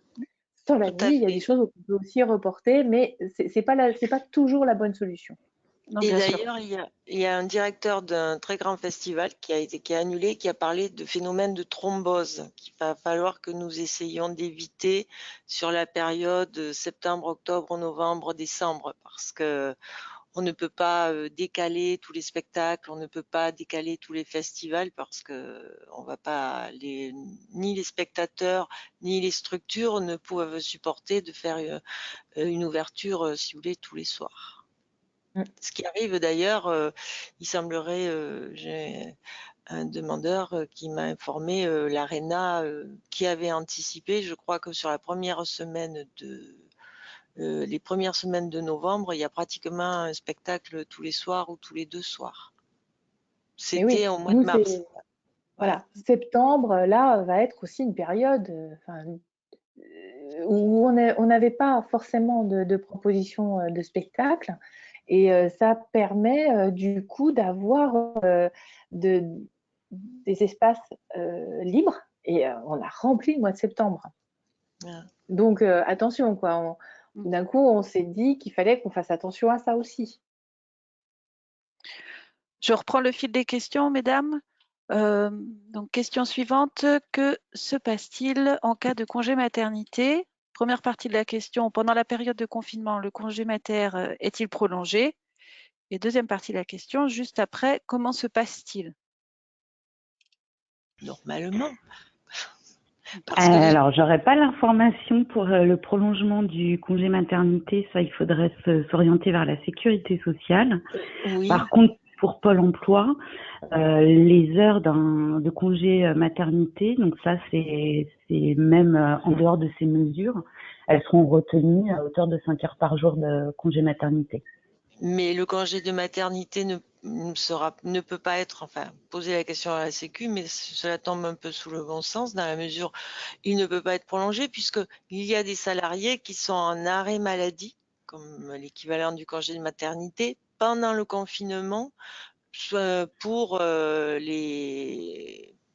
pour différents cas, comorbidité, garde d'enfants, etc. Et il y a des arrêts de maladie, voilà. Donc, pour moi, le congé de maternité ne peut pas être prolongé et ça sera un congé mat normal, tout simplement, et qui cessera après à son terme. Mais il n'y aura pas de prolongement, non. Voilà, non. La personne vérifie sur la Sécu, mais non. D'accord. Merci pour votre réponse. Donc, question suivante. Les cachets GUSO peuvent-ils bénéficier du chômage partiel lorsque la date est annulée ou reportée? Un employeur avec le GUSO peut-il déclarer son salarié au chômage partiel? Oui, ça dépend de la structure. Pour les GUSO, ça peut être parfois un particulier. Donc là, non. C'est-à-dire que il faut que ça soit une structure qui est, si vous voulez, qui soit avalisée par la directe quand elle va faire sa demande. Voilà. Donc là, Ah, c'est ouais. lié au fait que parfois les GUSO, ça peut être des particuliers ou une institution, ou voilà. Mais par contre, les GUSO pourront être pris en charge dans le cadre des contrats qui seront annulés peut-être pour l'été par, je pense à tout ce qui est animation. Là, oui, mais parce que ce sont de grosses structures. Et c'est la directe qui donnera la réponse, là, parce qu'on ne sait pas qui est l'employeur. D'accord. Et c'est l'employeur qui fait qu'on a droit au chômage partiel aussi ou pas, de par sa structure. Là, si c'est une, comment dire, un individu, bah, je sais pas. On n'a pas la totalité de l'énoncé pour répondre à la personne qui est à l'origine du GUSO. D'accord. Autre question, est-ce qu'une simple proposition d'embauche suffit pour prétendre au chômage partiel avec Pôle emploi et ainsi bénéficier de 7 heures par cachet? Alors, ce n'est pas Pôle emploi qui accorde le chômage partiel. Il faut le faire sur la directe. Nous, voilà. Nous, au niveau du côté demandeur d'emploi pour Pôle emploi, l'employeur fournira un bulletin de salaire où apparaîtra l'indemnité de chômage partiel, et ce qui nous permettra donc de faire une assimilation des heures. D'accord. Mais on se basera que sur le document de l'employeur. C'est l'employeur qui fait les démarches. C'est ça, bien souvent. Il y a 2 questions qui reviennent sur la question des contrats non signés. Donc la première qui revient justement au précédent webinaire, même si le contrat n'avait pas été signé, si nous fournissons des preuves de mail, cela fait office de contrat et donc nous pouvons déclencher la procédure d'activité partielle. Qu'en est-il? Et je complète avec l'autre question. Je n'ai pas signé de contrat. Que puis-je demander à mon employeur pour prétendre au chômage partiel? Eh bien, il faut demander à l'employeur déjà de finaliser le contrat et de faire la démarche activité partielle. Voilà. C'est sans, parce que de toute manière ensuite un contrat ça va générer une fiche de paye et puis les documents de fin de contrat qui vont toujours avec, qui sont destinés naturellement à Pôle emploi, certificat de travail et AEM, et voilà, c'est le seul moyen de communication, dites-moi si je me trompe, mais pour que la chaîne puisse s'établir. Donc je crois qu'il faut arriver, par contre, vers son employeur avec une capacité de pouvoir le rassurer un peu en lui disant que voilà, ces démarches, elles sont faisables et que ça peut permettre de sécuriser tout le monde sans forcément être coûteux à la hauteur de ce qu'on avait imaginé lors de la mise en place de l'action. Ça peut être des coûts réduits aussi. Mais il n'y a pas moyen d'échapper à un moment au fait de convaincre son employeur de passer par cette contractualisation. Ok, merci. Donc, je prends la question suivante qui est en fait un exemple. Une compagnie vient de se voir refuser le chômage partiel sous prétexte que le motif est le suivant: préciser la nature des contrats de travail. Si vos salariés sont intermittents du spectacle, je vous invite à prendre contact avec les services du ministère de la Culture qui ont mis en place un dispositif spécifique pour les intermittents. L'activité partielle n'est pas applicable dans ce cas. Donc la question, c'est quelle coordination avec la directe? Comment cela se fait-il? Et je sais, ce qui serait intéressant, c'est de savoir quand la demande a-t-elle eu lieu. Et ça serait bien de la refaire, parce que actuellement nous avons nombre d'intermittents qui ont déjà des AEM dans le cadre du chômage partiel. Donc c'est une réponse là, ça me laisse un peu sans voix. Ouais. Donc, et ça peut être lié au démarrage de tout ça, quoi. Tout Il y a à eu des fait. confusions. Donc, voilà, savoir C'est ce que Isabelle disait tout à l'heure. Bon, bah, il y a eu des erreurs, voilà, de partout, parce qu'on avait toutes les infos qui arrivaient par petits morceaux. D'accord. Merci. Question suivante. Donc, dans le cas d'une mise en activité partielle d'un artiste pour lequel était prévu 2 cachets par jour, est-ce que l'on doit compter 7 heures ou bien 2 fois 7 heures? Car sur le décret, il est écrit 7 heures par journée de travail ou par cachet. Merci pour la question. Alors, la fin de la question, Voilà. excusez-moi, j'ai pas bien entendu et comme j'ai pas accès. Si Oui, vous pouvez, donc juste je la la fin de la redis. question. Oui. La fin. Est-ce que l'on doit compter 7 heures ou bien 2 fois 7 heures? Car sur le décret, il est écrit 7 heures par journée ou par cachet. Oui, pour les artistes qui font deux cachets par jour. 2 2 cachets cachets par par jour. jour. Eh oui. Alors, Là, je regarde tout de suite l'information. Normalement, ça devrait être 2 fois 7 heures. Je vérifie avant de dire. Avoir 2 AEM d'annulés et refaites sous. Mais c'est le même employeur.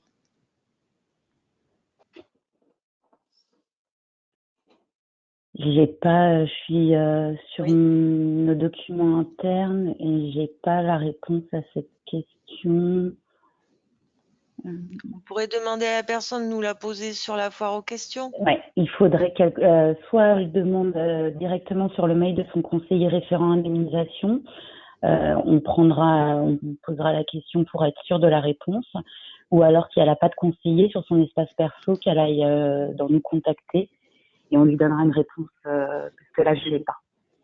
D'accord. Oui. Il y a des cas particuliers qui demandent une étude plus précise. Tout à fait. Cette situation précise, je s'est pas présentée encore à moi, donc j'ai pas la réponse. Et dans notre base informatique, j'ai pas cette question encore qui a été posée. Donc pour être sûr de la réponse, on la fera remonter à notre service réglementaire. D'accord, merci. Alors, question suivante. Selon votre interprétation, il ne s'agit pas de prolongement comme il est écrit dans le décret. Le décret n'évoque pas la rétroactivité dans la recherche d'affiliation. Une période de référence prolongée devrait déporter la date anniversaire initiale selon le texte du décret et donc la recherche du droit sur 12 mois rétroactive à cette nouvelle date anniversaire. Alors, les dates anniversaires, elles ne sont décalées que pour les personnes à compter du 1er mars et jusqu'à la fin du confinement. Elles ne seront pas décalées au-delà. Et comme je vous disais, la recherche pour les 507 heures, ça sera allongé, les 12 mois seront allongés. Nous, c'est les textes et c'est l'information qu'il y a sur Pôle emploi. Le décret, j'ai pas toutes les lignes en tête. Mais moi, je l'ai lu et ça allait dans ce sens-là. Ça a bien été précisé. Oui, pardon. Vas-y, Astrid. Non, ça a été précisé que c'était en l'absence de date que ça allait au 31 juillet. Ah oui, 31 juillet, c'est la date maximum pour laquelle... C'est écrit noir sur blanc, là.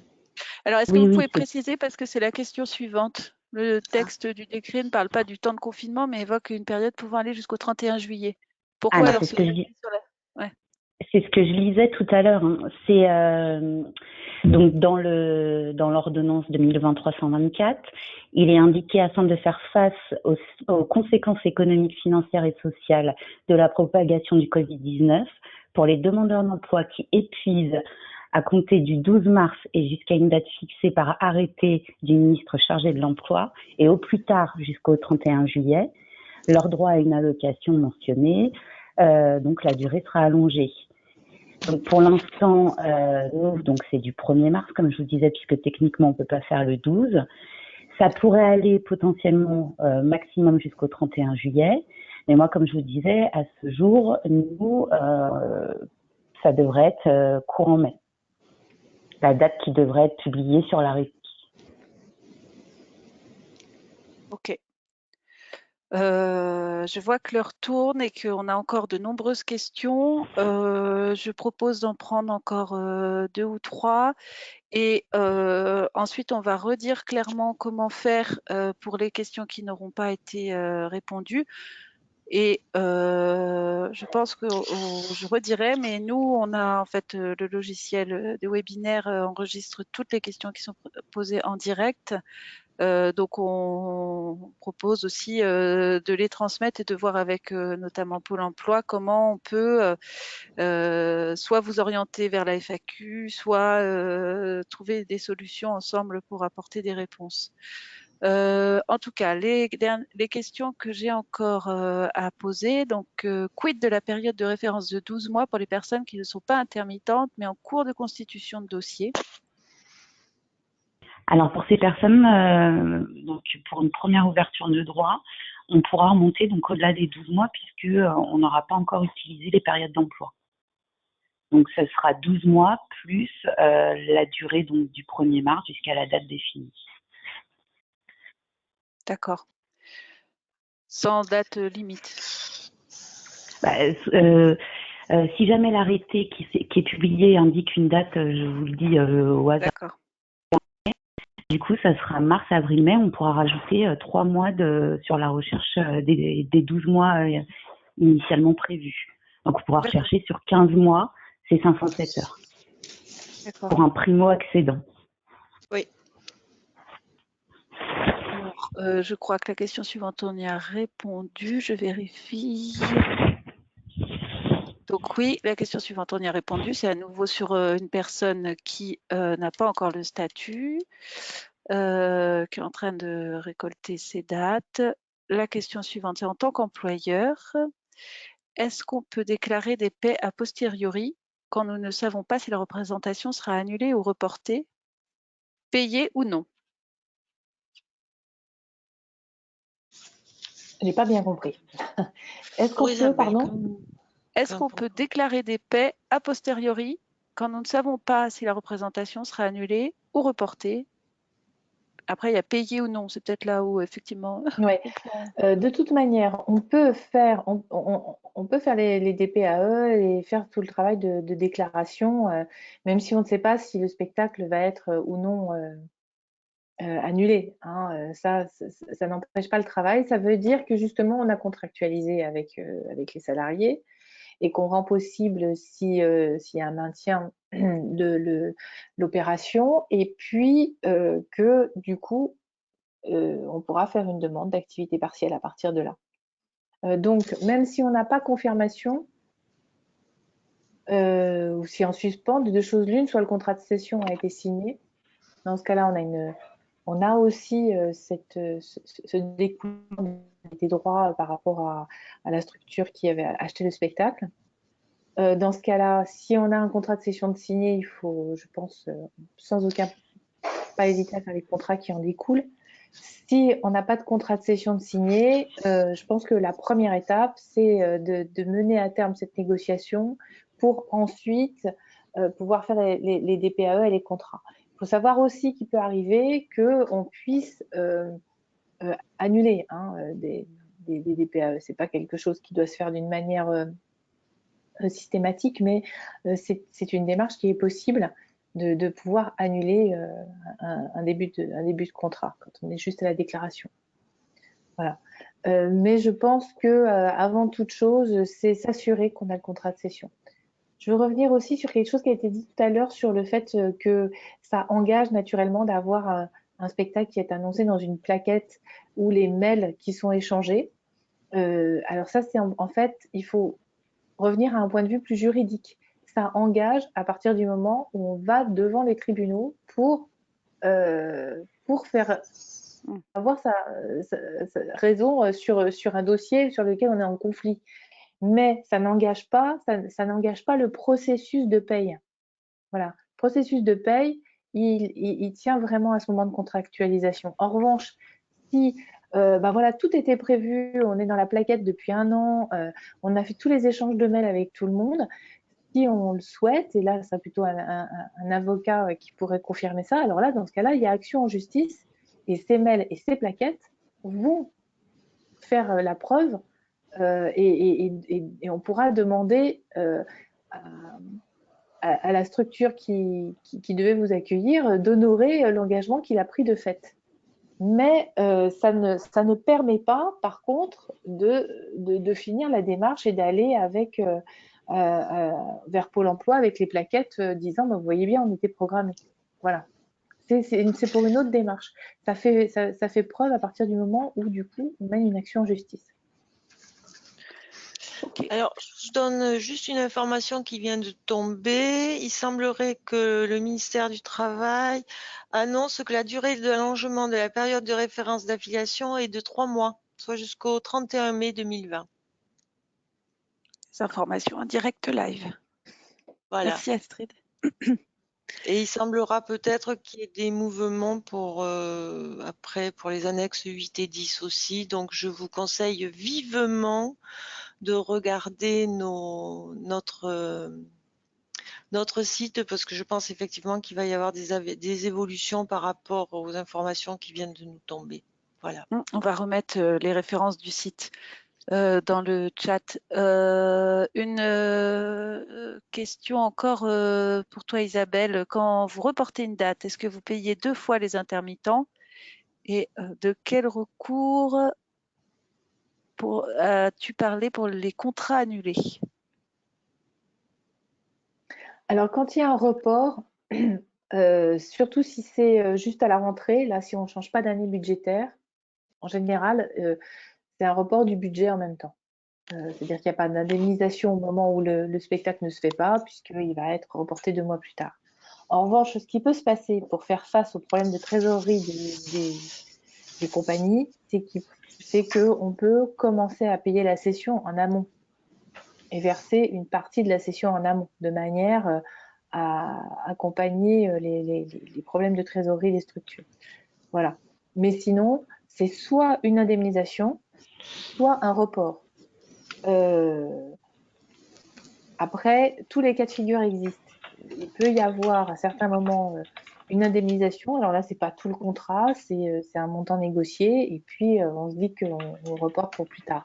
C'est souvent dans le cas d'un report dans longtemps, l'année prochaine, dans 2 ans, début de la saison 22-23. Enfin voilà, où là, il peut se passer beaucoup de choses entre le temps de l'annulation et le temps du report, où du coup, on peut se poser la question de faire et une indemnisation, mais pas sur la totalité, et s'engager sur un report. Un report à court terme de quelque chose d'un spectacle qui a été annulé en avril et qui est reporté en septembre-octobre, ou en tout cas dans le premier trimestre, en général, on déplace la date et le budget. Si je peux me Sur les permettre, recours, là, j'ai pas bien, je vois pas forcément à quoi exactement la personne fait allusion. Si c'est par rapport au recours en justice, bah là, voilà, on rentre dans une procédure qui doit être accompagnée et qui ne peut pas se faire seule, et où ces éléments de preuve seront naturellement tout à fait déterminants. Caroline? je voulais, oui, juste faire un petit ajout, puisque nous, on a eu beaucoup de demandeurs d'emploi au 39-49 qui nous ont indiqué que leur date était reportée, mais qu'ils avaient bien été payés sur le mois de mars. Et donc, dans ces cas-là, l'employeur doit faire l'attestation sur le mois de mars avec le nombre qui ont été payés. Et le mois où il le réalisera vraiment, ni l'employeur ni le demandeur d'emploi ne devra le déclarer à Pôle emploi. On a eu ce cas de figure assez fréquemment. Donc, c'est pour ça que je me permets de rajouter cette information. Enfin, qui, de mon point de vue, me paraît pas très réaliste, parce que ça veut dire que les personnes, quand elles seront sur leur temps de travail réel à la rentrée, il faut bien pour nous, employeurs, que les gens soient protégés par une réglementation, et que si c'est pas à ce moment-là où on les rémunère, on n'a plus ce cadre réglementaire d'assurance et de protection. Alors, je pense qu'il y a eu un avenant. Il y a dû avoir peut-être un avenant au contrat de travail, mais pour cette situation bien spécifique, Pôle emploi, c'est la préconisation qui a été faite. D'accord. Après, juridiquement, pour couvrir l'employeur, je pense qu'il y a des démarches à effectuer, bien sûr, des déclarations à faire. Mais pour l'attestation employeur destinée au Pôle emploi, c'est comme ça que les déclarations vont se faire. S'il est payé au mois de mars pour quelque chose qui est reporté. Après, chaque cas de figure est différent. D'accord. Il aura reçu son salaire comme une avance. Oui, on a eu nous, pas mal de monde été payés, qui ont eu leur bulletin de salaire qui correspondait à ce qu'ils auraient dû percevoir sur le mois de mars. C'est décalé, alors on n'a pas forcément les dates du décalage, on ne sait pas forcément encore aille au spectacle, mais du coup nous on le prendra bien en compte sur le mois de mars et on pourra utiliser ces heures-ci pour l'ouverture de droit. D'accord. Question suivante. Puis-je aller travailler au régime général et espérer voir les heures comptées pour mon renouvellement de droit intermittent? Non, ça n'a jamais existé. On ne prend pas les heures du régime général dans le calcul des annexes 8 et 10, qui est qu'on soit en période de Covid ou pas. Mais est-ce que Il n'y a que les ça... heures d'enseignement salarié qui peuvent Oui. être retenues Et à comme hauteur. là, il n'y en a pas. Mais du régime général hors enseignement salarié, effectivement, ne rentre pas, même avec les mesures exceptionnelles, dans l'ouverture de droit. Est-ce que ça pose un souci parce que j'avais vu dans le fil des questions qu'on a reçues en amont, des personnes qui envisageaient d'aller travailler, d'aller renforcer les équipes agricoles Oui, pendant le confinement pendant et le qui confinement. s'interrogeaient pour savoir Alors, si ça posait il problème par rapport à leur date. n'y a pas auront obligation. d'incompatibilité. Oui, Pardon. vas-y. Alors, il n'y a pas d'incompatibilité. Ils peuvent cumuler, bien sûr, des activités ORG, mais ça, à toute période de l'année, même hors Covid-19. Le décalage, par contre, se fait en fonction du nombre d'heures travaillées. Et au moment du réexamen, s'ils ont leurs 507 heures, ils ne basculeront pas de régime. Le seul cas de figure où ils changeront de régime, c'est s'ils ne totalisent pas 507 heures, mais par contre qu'ils ont les conditions pour une ouverture de droit au régime général. Là, Voilà. du coup, il y aurait un changement de statut. Mais s'ils totalisent leurs 507 heures, peu importe le nombre d'heures qu'ils ont fait à côté au régime général, ils resteront dans leur régime. Disons qu'il est plus, qu'il vaut mieux plus avoir la possibilité de faire avoir une activité annexe 8 et 10 entre sa date anniversaire et la sortie du contrat général. Comme ça, il n'y a pas de souci. Plus sécure. D'accord. Oui. Ok. Et après, c'est faisable ou pas. Voilà. Ouais. On ne décide pas de ces dates. Mais c'est vrai qu'après, ce qu'il y a, c'est qu'on bascule au régime général. Mais maintenant, comme depuis le 1er novembre, c'est passé à 910 heures, bon, la marge de manœuvre est plus facile, quoi. Voilà. Donc, Ok. effectivement, il n'y a pas de souci. Alors, j'ai des questions sur les services de répétition. Qu'en est-il du chômage partiel pour les heures en répétition? Et après, j'ai une autre question par rapport aux répétitions, mais qui est un peu différente. Est-ce que vous avez des précisions à apporter? Les répétitions sont Oui. affiliées à un spectacle. Oui, voilà. Donc, à partir du Normalement. moment où on a un numéro d'objet, que les répétitions sont affiliées Voilà. à un spectacle, pas de problème pour C'est ce que les j'ai répondu déclarer. cette semaine. Pas de souci, vous déclarez les heures de répétition. Oui, chômage partiel, il n'y a pas de souci, puisque effectivement, là, il y a numéro C'est du d'objet, travail. contrat. Ouais. Alors après, il y a une question que je reformule comme je la comprends. Les établissements, là, les lieux de diffusion de spectacles vont être fermés donc au moins jusqu'à mi-juillet. Mais est-ce que à la sortie prévue le 11 mai de confinement, est-ce qu'il pourra être envisageable de déclarer des cachets de répétition? C'est-à-dire que, en clair, est-ce que si les théâtres veulent et réussissent à se mettre en ordre de marche pour accueillir des compagnies en répétition, est-ce qu'elles pourront les déclarer? Est-ce que ça sera envisageable? Oui. Alors, oui, parce que on sera pas. En fait, qu'est-ce qui ferme les théâtres? C'est le fait que ce soit un lieu qui reçoit du public enfin, en grand nombre, mais même en petit nombre, hein, 50, 100 personnes à un même endroit.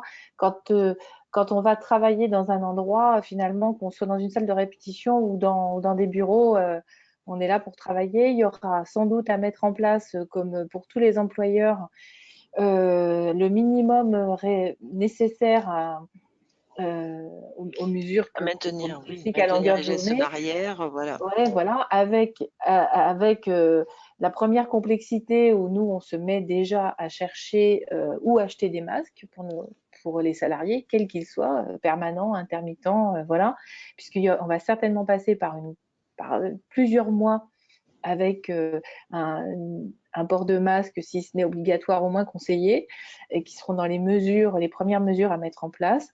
Et puis, ça dépendra, je pense aussi beaucoup de la nature du spectacle. S'il y a peu de comédiens sur le plateau, c'est beaucoup plus facile de travailler. Ensuite, ce qui peut aussi, pour les employeurs, si on met les gens en situation de répéter et d'être dans une grande proximité physique, ce qui peut être le cas sur un plateau de théâtre, où les gens ont quand même besoin de se toucher et d'avoir potentiellement voilà, c'est ça qui pose la réalité du problème. Comment on peut imposer à 2 comédiens sur un plateau d'avoir cette fameuse distanciation sociale pour répéter. Donc ensuite, ça dépend un peu de la nature du spectacle. Si on peut travailler à la table autour du texte, faire le travail de texte préliminaire, si autour d'une grande table, là, on peut maintenir les mesures. Voilà. Donc, je pense qu'ensuite, c'est vraiment du cas par cas, suivant l'étape de travail et suivant le type de travail qu'on va faire, mais aucun problème pour accueillir des gens qui viennent pour travailler. À partir du moment où on a toujours le lien administratif qui est fait, le lieu qui accueille avec une convention ou un contrat avec la compagnie qui travaille et la compagnie qui travaille avec ses salariés. Et là, on a, voilà. Et de toute façon, après la date de confinement, grand nombre de gens vont reprendre peu ou prou quand même une activité. Donc, pourquoi pas des répétitions? Tout à fait. Oui, voilà, il faudra trouver le bon moyen pour respecter les barrières. Le théâtre sera un lieu de travail et pas un lieu recevant du public. Voilà. On va s'acheminer vers la fin, hein. J'ai une question encore affichée dans le chat et plein d'autres affichées dans les recueils de questions que reçoivent mes collègues en coulisses. Malgré tout, c'est vrai qu'il est difficile de répondre à l'exhaustivité des questions. Comme je disais, on va les récolter, on va vous renvoyer la ressource aussi, renvoyer la captation du webinaire pour peut-être aussi, ça vous permettra peut-être aussi de revoir s'il y a des choses qui n'ont pas été dites au fur et à mesure du webinaire. Donc l'une des questions qui est posée, c'est quand une résidence était prévue dans une salle sans convention ni contrat préalable, que le producteur du spectacle avait prévu la rémunération de l'équipe artistique et technique, peut-il déclarer le chômage partiel sur cette masse salariale? Donc en gros, sans contrat. Ah, ouais, voilà, donc bah non. Yeah. Voilà. Voilà. C'est vraiment, c'est vraiment très typique de notre secteur d'activité et c'est quelque chose sur lequel on essaye d'avoir, nous, structure, un œil et puis un accompagnement, voire une pédagogie, c'est-à-dire que quand on travaille, il faut, tant que faire se peut, que ça donne lieu à un contrat. Alors quand on travaille dans son salon, bon, bah, s'il n'y a pas de contrat, voilà, on est dans son salon et on est couvert par d'autres types d'assurances. Mais à partir du moment où, nous, à la Comédie Poitou-Charentes, si on accueille une compagnie qui vient travailler dans notre salle de répétition, bah voilà, on a même pour quelques heures de présence une convention qui fait ce lien et qui va pouvoir faire que en cas de problème, les assurances pourront fonctionner. Et puis, on demande une attestation sur l'honneur que tout le monde est bien salarié dans les gens présents ici, puisque ce relais également d'assurance ne peut se faire que s'il y a à chaque fois un lien administratif. Voilà. Après, on sait bien que c'est pas si simple que ça. Hein. On n'est pas non plus complètement naïf sur la capacité de tout le monde à rémunérer l'ensemble des heures de répétition. Mais c'est quand même l'objectif.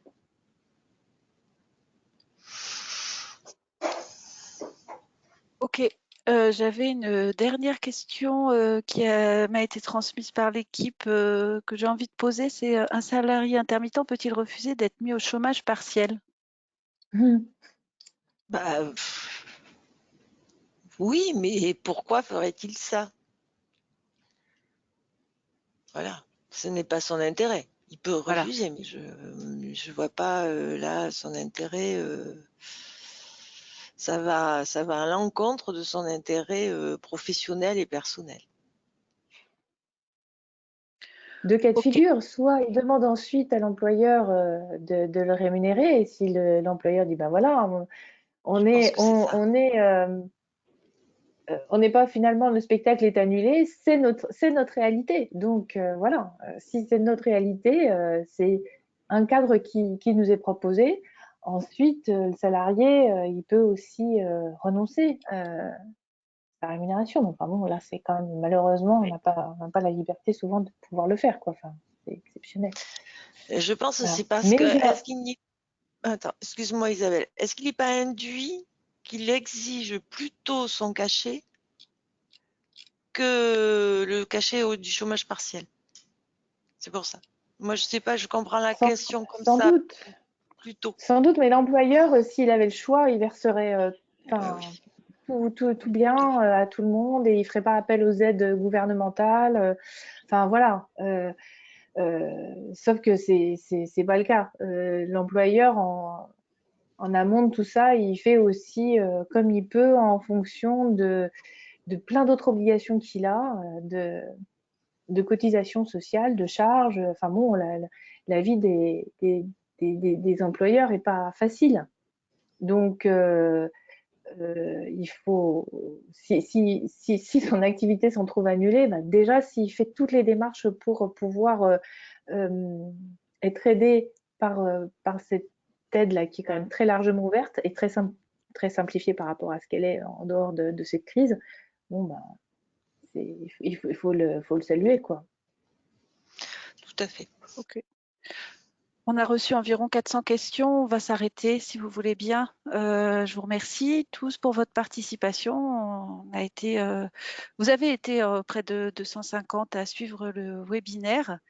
On vous propose à l'agence de rester en contact via notre mail j'ai une question @la-nouvelle-aquitaine.fr. Comme on vous disait, on alimente en continu les pages ressources Covid-19. Vous y retrouverez toutes les pages qui ont été commentées par Astrid et Caroline au long du webinaire. Et on n'a pas encore la thématique d'un prochain webinaire à l'agence, mais voilà, on fait aussi en fonction de l'actualité. On vous tiendra informé via nos réseaux sociaux, notre newsletter, etc. Merci beaucoup à tous et bonne soirée. Merci à vous, mesdames, Caroline, Isabelle, Astrid. Merci à l'équipe. Merci. À bientôt. Merci. Merci.